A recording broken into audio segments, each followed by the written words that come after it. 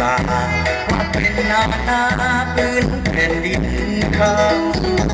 สวรรค์เป็นสุขสันต์งานสักสิ้นแสนสิประเสริฐเลิศล้ำสวรรค์เป็นอารยธรรมมีสวยงามทรงเป็นแผ่นดินราชสงสวรรค์สัมพันธ์แปดเผ่า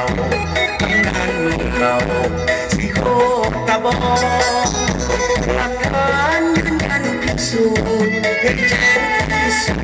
บ้านของมาก่อนรักษาสัตว์เราของที่พงพี่น้องได้ประสบพบเห็น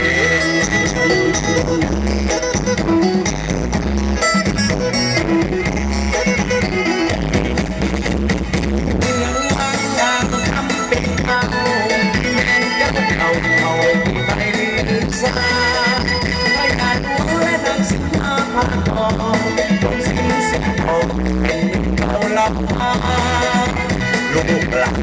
พักศึกษาเมืองสยามเรียนขอบโฟ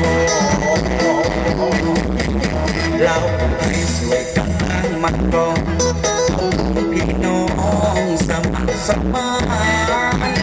เราพันคนตารีสามีคนงานสงสารสวรรค์บ้านเมืองละวันไปหักหลัง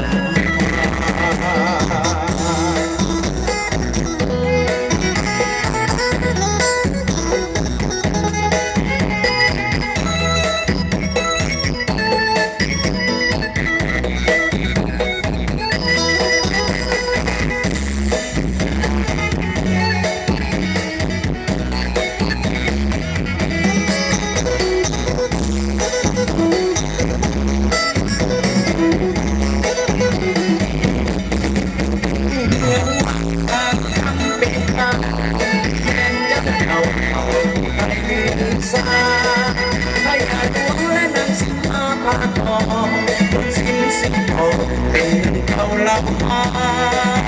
ลูกหลานเราพักเพียรศึกษาบ้านเมืองสง่าเรียกสอบทั้งโฟเราให้สวยกับทางมันกองเอาพี่น้องสมัครสมานเป่าปัดรถตารีสามัคคีของกันเจริญสาสวรรค์